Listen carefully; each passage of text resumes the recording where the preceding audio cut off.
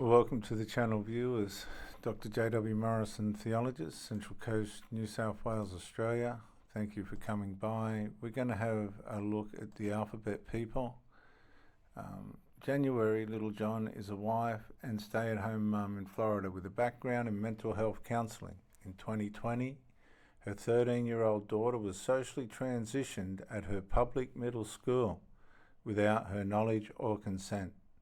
Since then, she has become a parental rights advocate and a senior fellow parent advocate with Do Not Harm and help others, families navigate this crisis with their children. I'm going to put have we got a transcript? Yeah, we're going to show the transcript and we're going to get into it.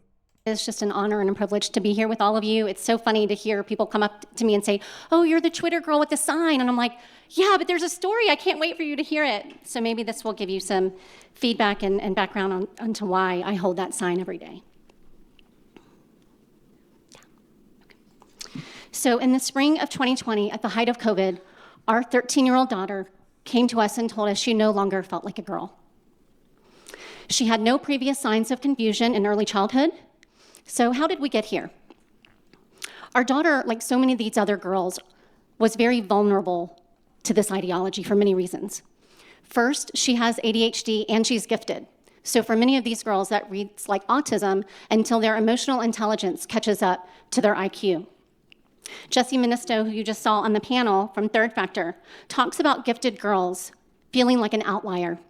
They sometimes can be overly sensitive, overfeel emotions, and can be seen as just too much at times. And that perfectly described our daughter. Jessie also uses the analogy dandelions versus orchids. So if you don't know what she's referring to, please look that up because our daughter is definitely a very rare exotic orchid. Our daughter tended to perseverate on issues, sometimes for years, and she still does. And at the time, she was a very black and white thinker. She's an artist, musician, and into theater, like so many of these girls, which led her to websites like Scratch and DeviantArt, which is rampant with this ideology. She was also being influenced by book series, especially. Here's some art from the DeviantArt page.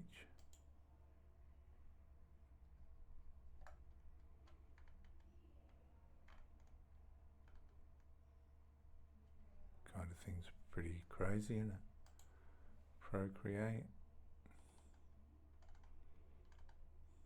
It's got that fantasy style about it, hasn't it? Drawings and paintings. That's an evil painting, so is that. This kind of thing's very fantasy stuff. Helps you to imagine what you'd like to be but never will be able to be. That's pretty interesting. That's evil. Evil. Running as fast as a cheetah. This is what the lady's talking about. It helps you fantasize about what you could be. The anime and even music. Her favorite band at the time was Cave Town, which is a trans-identified singer. Lastly, and most importantly, she was a part of an in-person friend group at her middle school who was obsessed with LGBTQ identities. And for my daughter, who was desperately searching for a place to fit in and belong, having a friend group indoctrinate her into these identities, but also have these makeshift identities ready for you with colorful flags and pronouns. It was very enticing to her because it gave her a sense of belonging and who she was. And this can happen in all sorts of different ways. When I was younger, I was a pretty good sportsman, but as we used to play out in the street and all that sort of stuff, one of the blokes up the road had an older brother who was into motorcycles, and we sort of gravitated to that. It was really cool and all the rest of it. We were in our push bikes and things, but it made you want to be like that person. But he was on drugs and all the rest of it. He's recently died young. But I learned at a very young age that these ways of being influenced can lead you very quickly towards self-destruction. Everything surrounded around these flags and identities, that was the first question they would ask other peers that they came in contact with. What is your flag? What are your colors? What are your pronouns? 3 of her in-person friends, by the time our daughter announced her transgender identity, had also announced transgender identities. And as you all know, it no longer just means that you're identifying as the opposite sex. It can be non-binary, gender fluid, demi-girl, demi-boy. If you Google, I think there are now an infinite number of gender identities. And that's why I've called this video the Alphabet People, because you can put any letters together and become what you want. So in our initial research, I am a licensed mental health counselor, and I was struck by how my training back in the late 90s and early 2000s was not a reflection of what I was seeing in my daughter's friend group. And I predominantly worked with adolescents and college-age students, and I did not have one client that was experiencing confusion over their sex.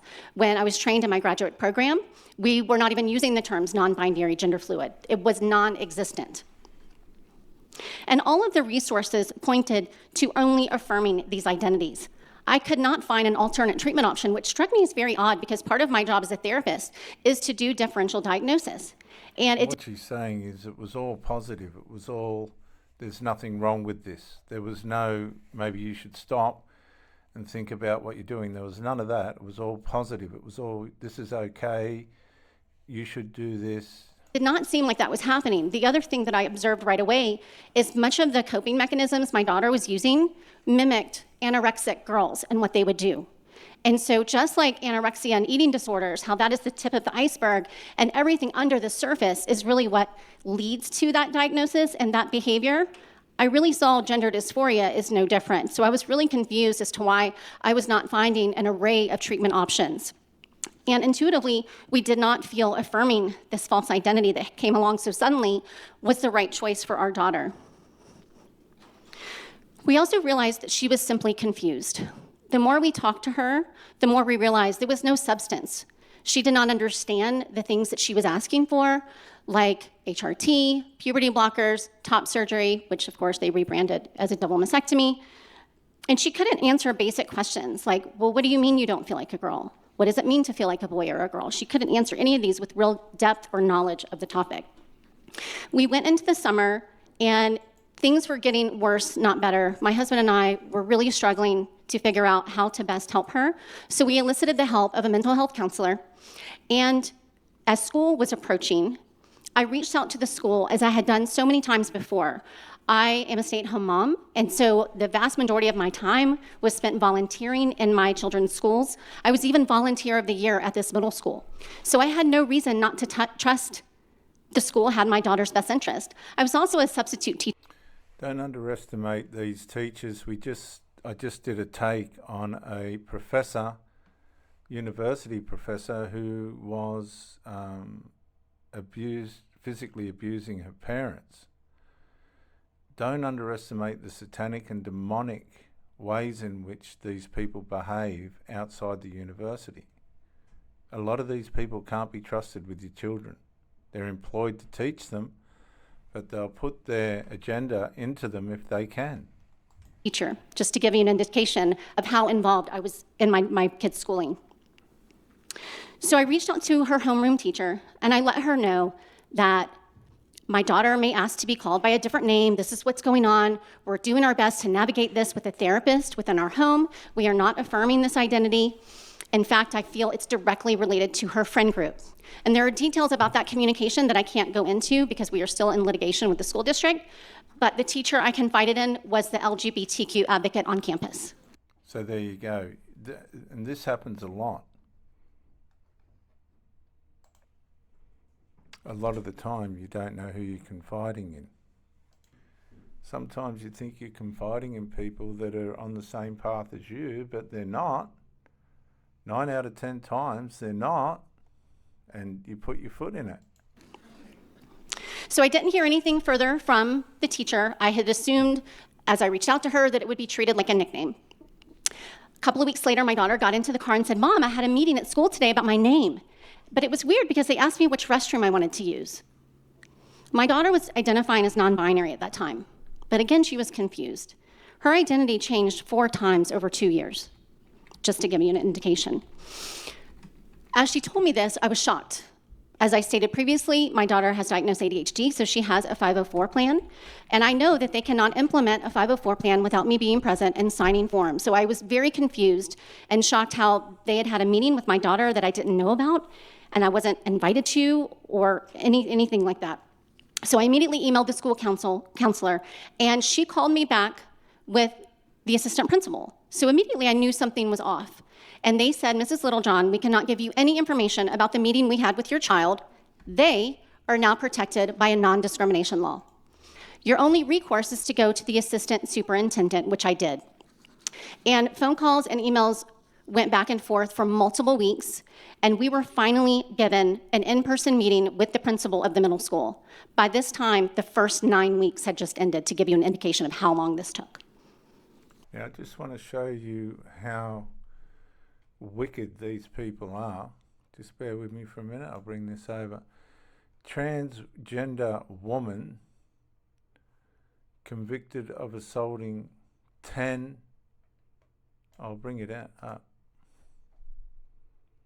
Transgender Wyoming woman convicted of sexually assaulting 10-year-old girl in bathroom, right?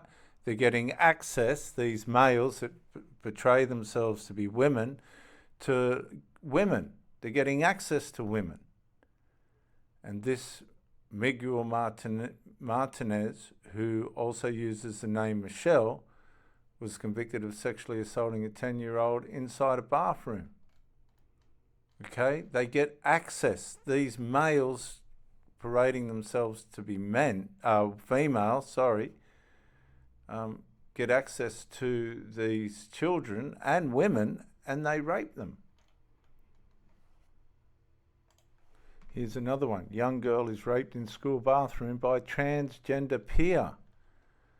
Okay, in a recent exclusive, Post Millennial investigated a tragic rape story.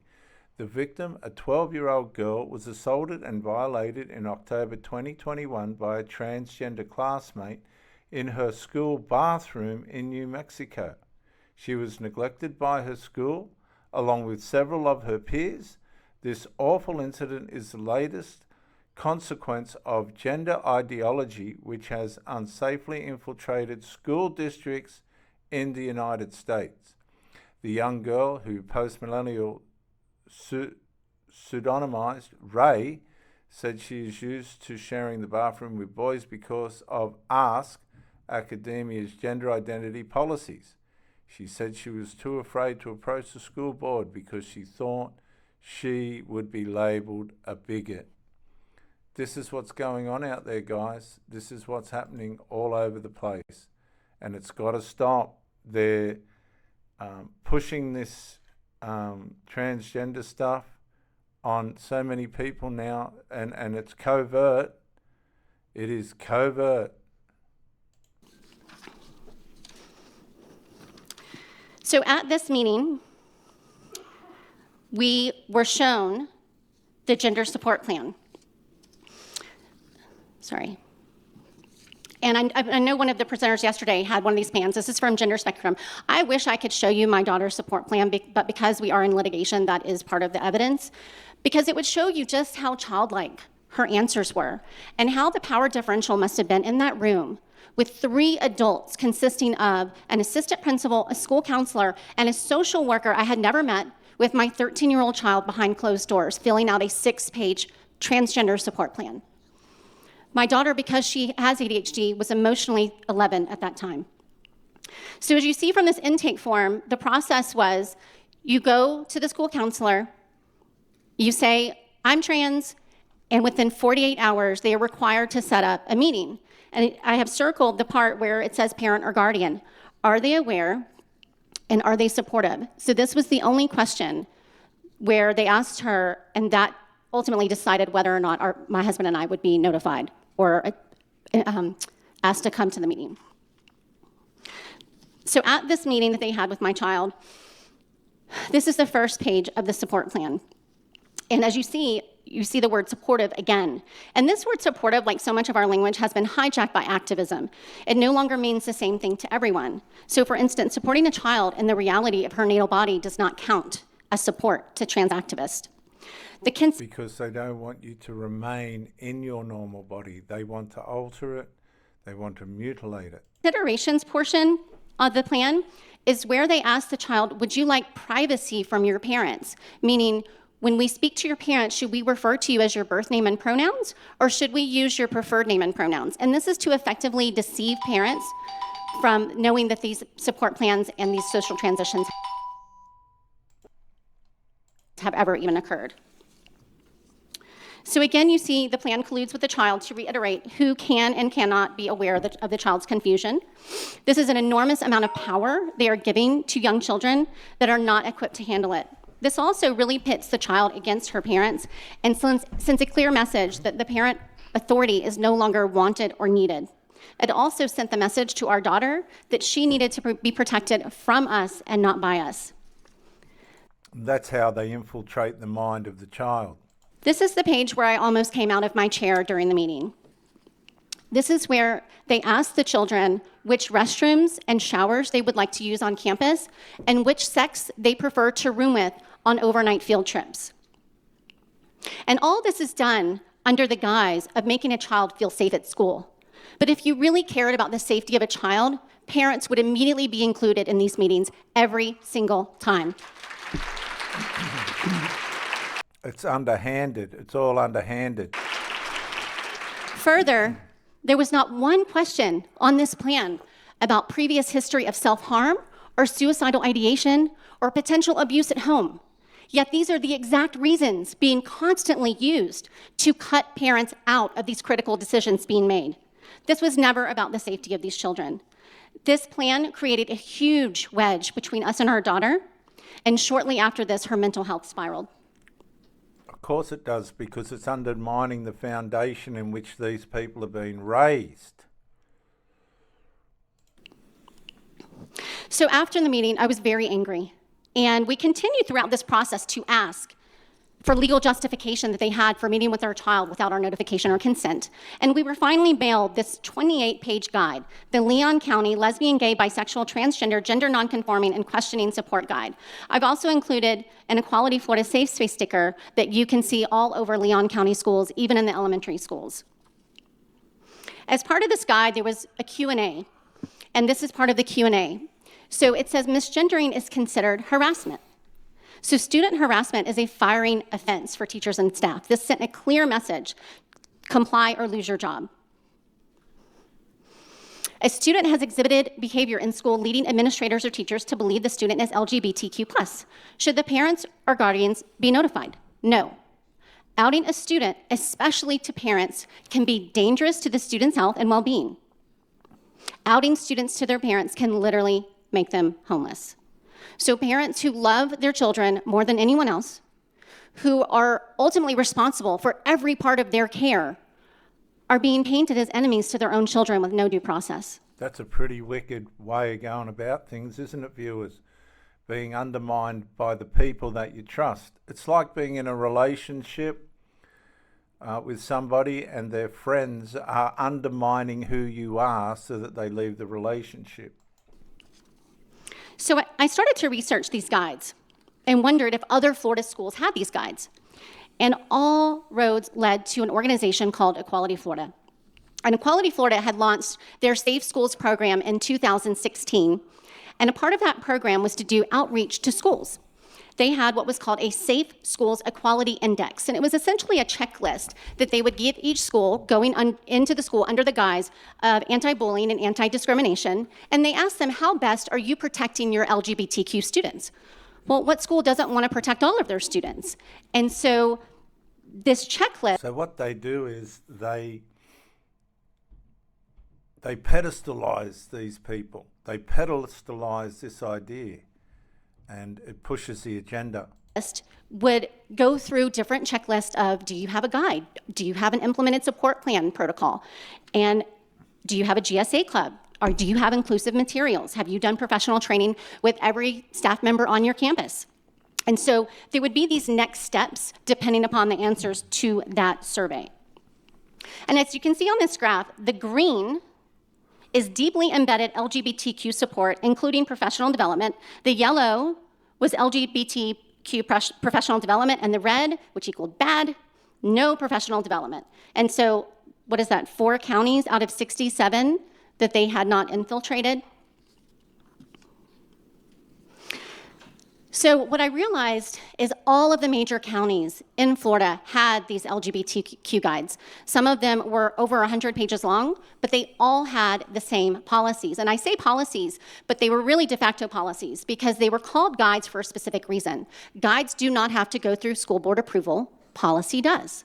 So that's why they call them guides. So they dodge the authorities, the people that might say, hang on a minute, this don't fit. Guides never saw the light of day. So many parents were completely in the dark and unaware that this had been used to train every staff member in Leon County schools, but they never knew. So after a year of trying to resolve this issue with our school district, we made the difficult decision to go public with our story and file a federal lawsuit against the school district. Praise God. It's not all good news. So in December of 2022, the federal judge dismissed our case because it didn't reach the threshold of shocking the conscience, and we have now appealed his ruling to the 11th Circuit Court of Appeals. No mucking around. To how we walked our daughter through this confusion. So as I was actually searching for answers with the school policies and what was going on the school level, I was also searching for how best to support my daughter and help her through this.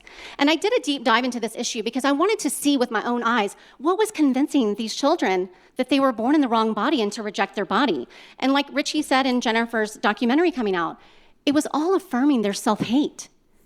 And I couldn't understand why people were celebrating this and clapping our daughter along this path of self-harm. She received so much positive attention from teachers and friends, and it felt like we were the only ones trying to protect her from medical harm. Because when you pull back the curtain from what is gender-affirming care, most people are horrified to learn that they are sterilizing vulnerable children, destroying their body with cross-sex hormones, and disfiguring surgeries. And this is all based on self-ID. That's what struck me to be the most ethical of all. There's no test to determine if a child will persist or desist in their gender dysphoria.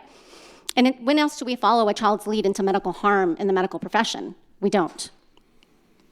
So initially, the only thing that I could find was this very archaic gender-critical forum that many parents in the room may know what I'm talking about, because this was before GenSpect, this was before Abigail Schreier's book had come out. And so a lot of the parents that I encountered initially, they were very paranoid, and there's really no other way I could describe it.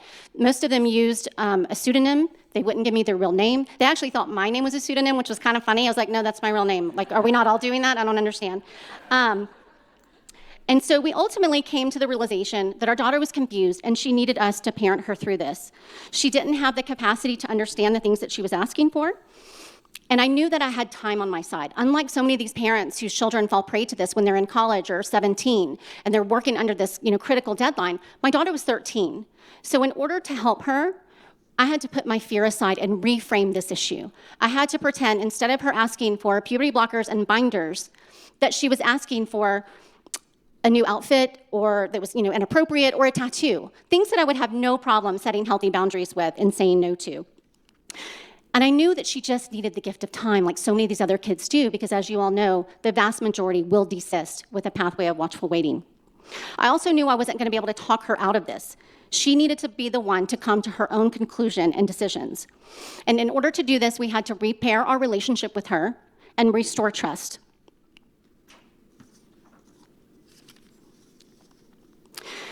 So one of the first things that we did is I knew that she was getting this constant bug in her ear telling her that we did not love her because we did not affirm the trans identity.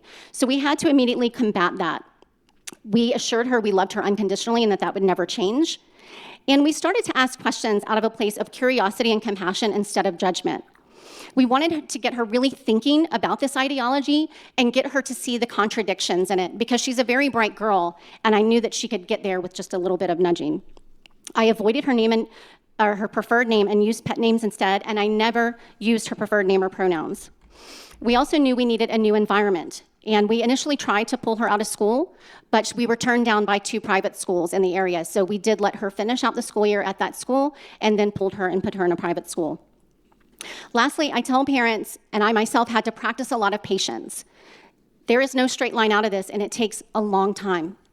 And so I didn't read into clothing and hair and makeup and jewelry, because if you do that, you yourself are falling back into this gender stereotype trap, because we know that clothing, hair, and makeup does not make our female child any less female. But sometimes we're looking for like these signs. Oh, is she desisting? Is this a good thing or a bad thing? It does not make sense. It's not logical, parents. So with a new school came new leadership at that school that respected our parental authority. I tell parents that if the school does not respect that you have the ultimate authority over your child and will not respect your wishes, get them out. This is a radical ideology, and it takes radical steps to pull your child out of this. I did not believe that at the time, but I absolutely know it's true now. We did not allow her to rewrite her past with lies. A lot of these kids do this, and so we would gently remind her ways that she was comfortable in her sex growing up. We showed her photos. We also told her that we loved her and showed her concrete ways that we show her that from the time she was born till right now. We cut off the contact with trans influencers. That was one of the most important things that we did. We conveniently made her unavailable when they asked her to do things. We also took her iPhone. I do not believe any child under the age of 16 should have a smartphone. And we made sure that she didn't see it as punishment. We told her we made a mistake, that you are not emotionally ready, and we used that opportunity as to do a technology reset for the whole family so she did not feel singled out. We pre-screened every person she came in contact with, from hairdressers, youth pastors, art teachers, because we need to ensure that they were not going to have her go backwards. And that's the other thing, is sometimes you feel like it's 2 steps up and 5 steps back, but you have to remember that you are making progress. So I have to hurry now. Signs of desistance. Re-engagement and affection, that was one of the first things that we saw with our daughter. She wasn't holed up in her room on her phone because she didn't have a phone. So she came downstairs and her mood was more improved. She started to healthy question friends' trans identities, not her own, that came later, but she was certainly questioning theirs. Like, how could this happen that everybody's trans? I'm the only one that's trans. Reverting back to their given name, she may start wearing clothing from before the trans identity. I also noticed that with a lot of these girls during times of stress or their menstrual cycle, they will revert back to the trans identification and pick fights, and it becomes a power struggle. So just be aware of that. So this is a warning to parents. Even if your child desists, you are not out of the woods. This was something I had to learn the hard way. Those root issues that made your child vulnerable to this ideology are still there, and they need to be identified and resolved for as long as it takes. These are the resources we found to be helpful to get our daughter to desist. Please take a photo because I'm going to go quick. This is not an exhaustive list, and if you want a long list, you can look on Do No Harm's website for the page of Protecting Children from Gender Ideology. So lastly, I want to leave you with hope, and that's what most of us parents need. I know this ideology is relentless, and it does not discriminate, and it is literally tearing families apart. This is a very isolating issue for parents, and I had never felt more alone during this. But you are not alone. I chose this photo for a specific reason. There is a parent that I know with an estranged child, but not by their choice. And they have created a rock garden in their backyard where they pray over the names of trans-identified children from a support group. It started with 1 rock, and they now have over 350. Laura Beth Perry, now Laura Smalt, said, "When you get tired of the lies, you don't go to those who were willing to lie to you. You turn back to the ones willing to tell you the truth, no matter what the consequences were." So parents, even if your child is still caught up in this awful ideology, please rest assured that you've done everything that you could to protect them from medical harm and to hold them in truth from a place of love and compassion. Just like detransitioners, you all are the victims and heroes of this medical scandal, and I thank you. Viewers, subscribe to Gen Spec if you're interested in this subject. What a fantastic talk. I'm Dr. J.W. Morrison, theologist. Thank you for joining me. And on this subject of alphabet people, and I'll see you on the next one.